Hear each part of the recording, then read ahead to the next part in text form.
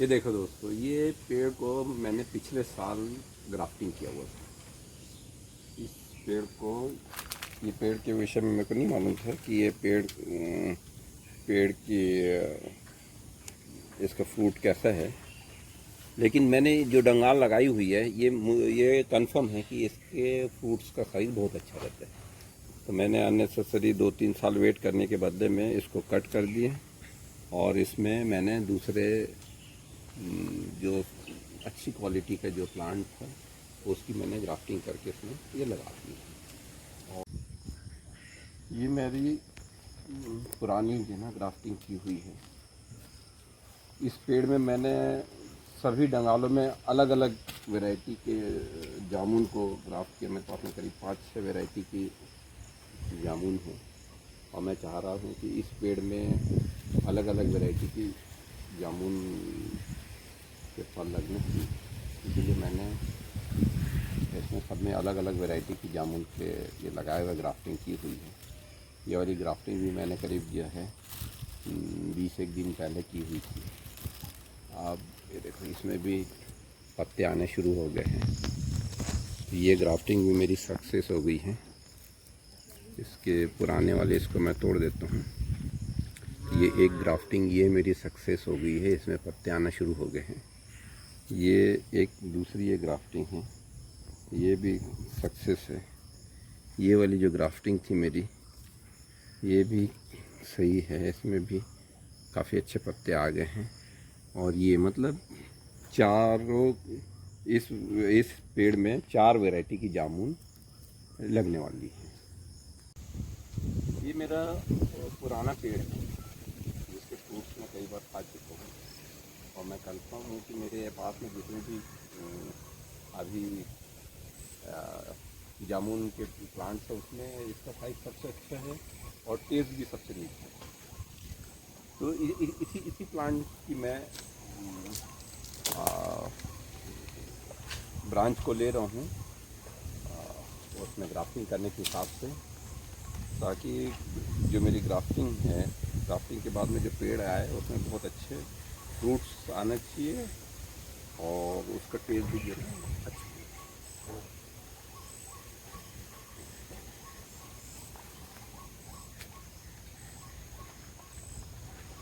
जैसे अब इस जामुन के पेड़ में हम ग्राफ्टिंग करने वाले हैं। ग्राफ्टिंग के वीडियो तो यूट्यूब में काफ़ी डले हुए हैं। एक्चुअल में ग्राफ्टिंग करते समय में जो सावधानी रखने हैं वो ज़्यादा मायने रखती है। ग्राफ्टिंग किस लिए करना चाहिए और किस पेड़ में करना चाहिए और उससे अपन फ़ायदा कैसे ले सकते हैं, उस पॉइंट को ज़्यादा ध्यान देना चाहिए। तो जैसे मैंने इस पेड़ को चुना है ग्राफ्टिंग करने के लिए, तो जैसे मैंने इसके लिए डंगाल ली हुई, इसके लिए जो इक्विपमेंट्स होने चाहिए वो बिल्कुल सही इक्विपमेंट होना चाहिए। जैसे मैंने इसको शार्पली कट होना चाहिए सबसे पहले। तो अगर इक्विपमेंट्स की शार्पनेस कम होगी, सफाई से अगर वो नहीं कटेगा या ये पिचक जाता है अगर, तो उस समय में आपके ग्राफ्टिंग के सक्सेस होने के चांसेस बहुत कम हो जाते हैं। तो इसीलिए सबसे पहले इसकी कटिंग में अपने को ध्यान रखना है। इसके लिए जो इक्विपमेंट है वो इक्विपमेंट हमारे पास में सही होना चाहिए। दूसरे जो कटिंग के लिए मैं जो इस्तेमाल करता हूँ उसके ग्राफ्टिंग के लिए मेरे पास में जो ये है, ये मैंने बॉक्स लिया हुआ है। इस बॉक्स के अंदर में मैं जो चाकू है, इसकी जो स्ट्रिप है और इसके ऊपर में जो ढकने के लिए झिल्ली होती है, ये सारी मैंने इसमें संभाल के रखी होती है। तो इसकी वजह से इसके अंदर में कहीं किसी प्रकार का इन्फेक्शन वगैरह आने की चांसेस काफ़ी कम रहती हैं। तो ये सारी चीज़ें हमें इक्विपमेंट्स के साथ में रखना है। जितना अच्छा हमारा इक्विपमेंट होगा उतनी हमारे ग्राफ्टिंग के सक्सेस होने की चांसेस बढ़ जाएगी। अब हम जैसे सिलेक्ट कर रहे हैं, तकरीबन ये वाली ब्रांच सही है इसके लिए। इस ब्रांच को भी मैंने यहाँ से ये कट कर दिया। देखिए काफ़ी शार्प जो है ये इक्विपमेंट है, इसकी मदद से हमने इसको बहुत अच्छे तरीके से जो है कट कर लिया है। ये दूसरा भी हमने ये कर लिया है। तो सबसे पहले तो अब हमने इसको निकाल लिया है, उसमें से अलग कर लिया। अब इसको शार्प करने के लिए जैसे हम ये चाकू ले रहे हैं, तो कई बार क्या होता है कि हम डायरेक्टली यहाँ से स्टार्ट कर देते हैं। तो मेरा अपना एक्सपीरियंस ये कहता है कि आप डायरेक्टली यहाँ से स्टार्ट मत कीजिए, आप यहाँ से जो है ना धीरे धीरे करके अपने चाकू को इस तरीके से लेते हुए स्टार्ट कीजिए। उससे क्या होता है कि थोड़ा सा आपकी एक काम करते समय में एक आपकी वो बन जाती है, एक क्या कहना चाहिए, लय बन जाती है। उस लय के बाद में जब आप अपने सही इस पे पहुँचते हैं, उस समय तक कि आपका जब ये है वो काफ़ी जो है ना सही होता है। दूसरा जो ये रहता है, इस तरीके से बार बार ये करते करते चाकू में अगर कहीं कोई बैक्टीरिया अगर हो तो वो बैक्टीरिया भी काफ़ी कुछ एक तरीके से साफ़ हो जाते हैं। तो हमारे जो ग्राफ्टिंग के सक्सेस होने की जो चांसेस है वो काफ़ी बढ़ जाती हैं। तो ये देखिए इस तरीके से मैंने इसको अब ये शार्प कर लिए हैं। ये देखिए ये शार्प हो गई है ये।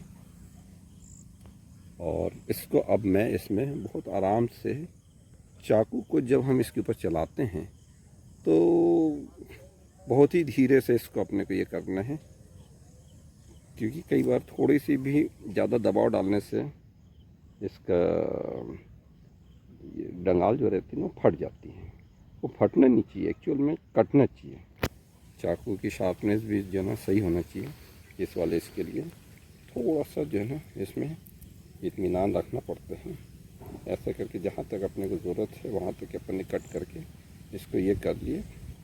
और इसमें डालने में ज़्यादा समय न लगाए, उसको ज़्यादा देर तक हवा के उसमें ना रखें, क्योंकि उसके अंदर एक हल्का सा एक जो मॉइस्चर रहता है, एक जो लसपना रहता है, वो लसपना उसमें लगना चाहिए।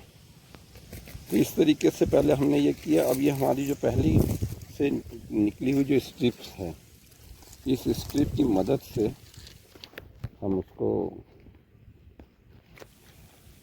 स्ट्रिप की भी क्वालिटी रहती है इसमें। ऐसी स्ट्रिप्स को अपने को चुनाव करना है जिसमें अगर हम उसको खींचते हैं तो वो टूटे नहीं। तो इसके लिए जो है ना हमने ये, उसके बाद में जब हम इसमें हाथ लगाते हैं तो किसी भी हमारा हाथ किसी भी पोर्शन में हमारा हाथ टच ना हो, हमेशा जो है ना झिल्ली के ऊपर ही हमारा हाथ रहे। इस बात का भी अपने को ध्यान देना है। और अपने को ये भी ध्यान देना है कि हम झिल्ली को इतना खींचें, ये एक स्प्रिंग की तरह, थोड़ा उसको रबड़ की तरह उसमें दबाव बन जाए, ताकि अगर इसके बीच में थोड़ी सी भी अगर गैप बनती है तो ये झिल्ली अपने उस रबड़ के टाइप के खिंचाव की वजह से उसको आपस में और जोड़ दें। वो दबाव हम ऐसे जो नहीं डाल पाते हैं, लेकिन इस तरीके से उसमें दबाव जो है वो बन जाते हैं। और जो कटा हुआ भाग रहता है, अगर थोड़ा सा भी उसमें एयर गैप कहीं पर आती है तो वो एयर गैप भी वो ख़त्म हो जाती है, जिससे हमारे ग्राफ्टिंग के सक्सेस होने के चांसेस बढ़ जाते हैं। तो दोबारा तिबारा की मेहनत से हम इससे बच सकते हैं। एक बार हमने सही तरीके से ये कर लिया, इसके बाद में फिर इसको और हम जो है ना सही तरीके से पे कर सकते हैं। ये हमारी जो है ना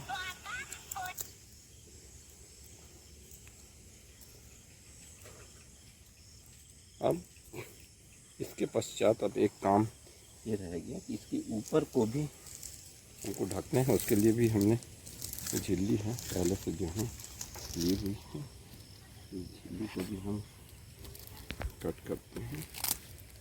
कट करके उसके एक सिरे पर इस तरीके से बांध देते हैं, और बांधने के बाद में उसको हम ऊपर से पहना देते हैं।